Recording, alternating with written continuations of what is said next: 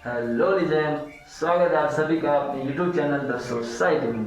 आज हम बात करने वाले एक ऐसी दर्द भरी कहानी के बारे में जो लव मैरिज होते हुए भी अरेंज मैरिज से भी बदतर थी। आज हम बात करने वाले हैं तारक और स्मिता के बारे में। चलिए जानते हैं उनकी पूरी कहानी। तारक एक बिन माँ बाप का लड़का जो अनाथ ही था, लेकिन उसका एक छोटा भाई था महेश जो कॉलेज में पढ़ता था, और उसकी एक छोटी बहन दर्द जो 12वीं में पढ़ती थी। और स्मिता स्मिता भी एक बिन माँ बाप की बेटी थी। वो अपने मामा मामी के पास पली बड़ी। उसके मामा मामी बहुत ही साधारण परिवार से थे। वो मजदूरी करके अपना गुजरान चलाते थे। स्मिता और तारक एक दूसरे से प्यार करने लगे और उन दोनों ने शादी करने का फैसला किया।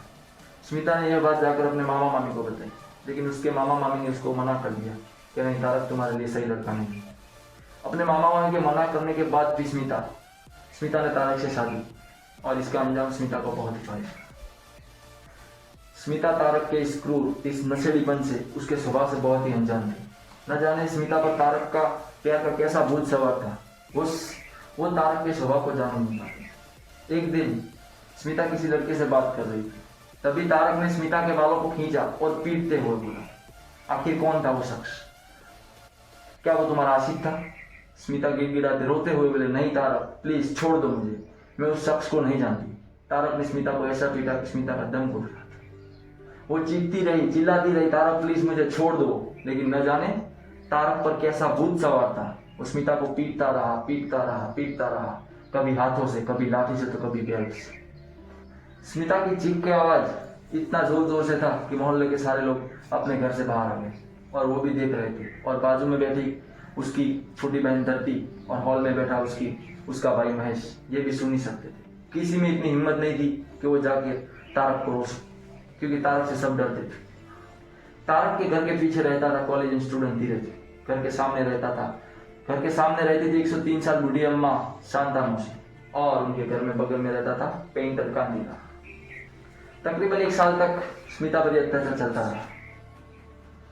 महज 1 हफ्ते तक इस घर में शांति रही, और 1 हफ्ते बाद तारक ने अपना गिरगिट वाला चेहरा स्मिता को दिखाया।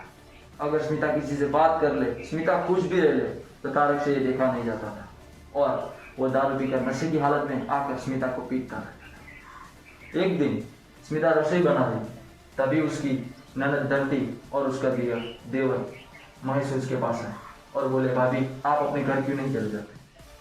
तभी स्मिता ने हंसते हुए जवाब दिया, अगर मैं वहां चली गई तो मेरी फूल जैसी बेटी धरती और मेरे देवर महेश का ख्याल कौन रखेगा? और ये तो पारिवारिक जीवन में आम बात है, ये बोल। और अक्सर स्मिता इन बातों को हंसकर टाल देती थी, लेकिन उनके घर के पीछे रहने वाला कॉलेज स्टूडेंट धीरज से ये देखा नहीं गया, और उसने एक दिन जाकर पुलिस कंप्लेंट कर दी। और यह बात स्मिता को पता चलते ही उसने धीरज से कहा कि तुम पुलिस कंप्लेंट वापस दे, और स्मिता के कहने पर धीरज ने पुलिस कंप्लेंट वापस दी। यह बात कहीं से तारक को पता लग जाती है, और वो धीरज को धमकी देते हुए कहता है, अगर पुलिस मुझे पकड़ कर भी ले गई ना, तो 2-3 महीनों में मुझे छोड़ देगी, लेकिन उसके बाद मैं तुझे नहीं छोड़ूंगा। और यह बात सुनते ही मोहल्ले वालों के दिल में तारक के प्रति और खौफ पैदा हो गया।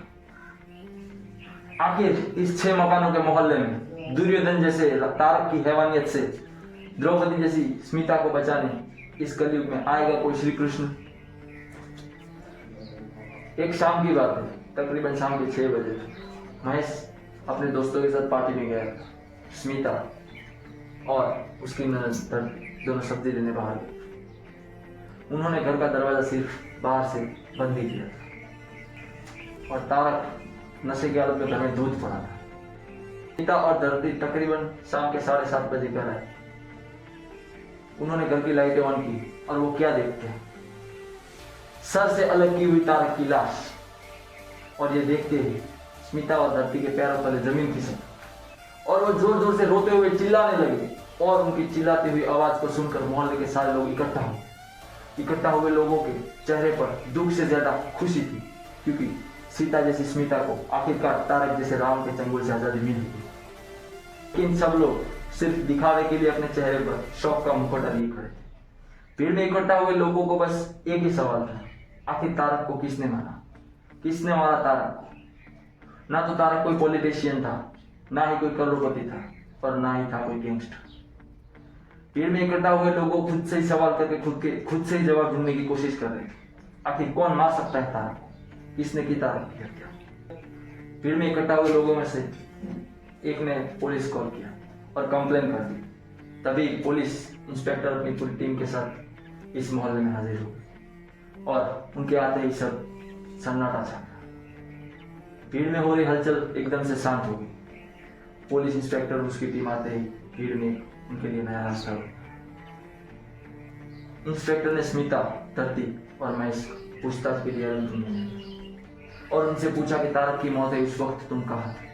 तो स्मिता और धरती ने कहा, जब हम तकरीबन 7:30 बजे सब्जियां लेकर घर आए तब हमने ये देखा। और महेश बोला कि मैं अपने दोस्तों के साथ पार्टी में पूरा शक स्मिता पर था, क्योंकि तारक स्मिता पर इतना अत्याचार कर रहा था। इसी वजह से स्मिता, धरती और महेश नमी भरी आंखों से इंस्पेक्टर को देखते रहे और बाहर कांस्टेबल और उसकी टीम ने स्मिता और उसके परिवार को कहा, पोस्टमार्टम के बाद तारक की लाश आपको सवेरे या तो आज रात तक मिल जाएगी। स्मिता, धरती, महेश और इकट्ठा हुए लोग इंस्पेक्टर को देख रहे थे। भीड़ में खड़ा हुआ वो गुनहगार खुद से ही सोच रहा था, आखिर क्या इंस्पेक्टर मुझे पकड़ पाएंगे? आखिर क्या थी उसकी दुश्मनी तारक के साथ? क्यों उसने तारक को मार दिया? जानने के लिए बने रहिए हमारे साथ द सोसाइटी में। Thanks for watching.